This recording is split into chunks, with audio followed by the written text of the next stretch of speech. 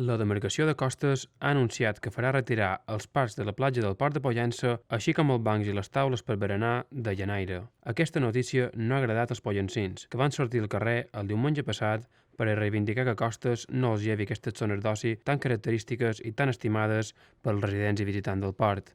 La manifestació va transcórrer sense cap fet destacable, ja que les mesures de seguretat havien estat prèviament comunicades a tots els participants, que les van respectar en tot moment i es va poder dur a terme una reivindicació totalment segura.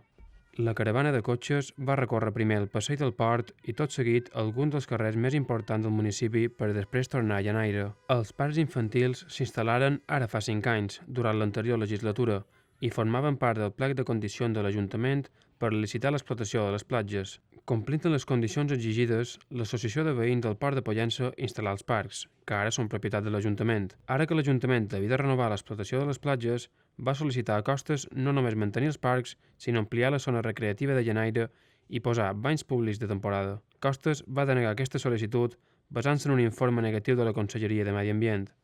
Per aquest motiu, presentaren al·legacions per a les quals estan esperant una resposta.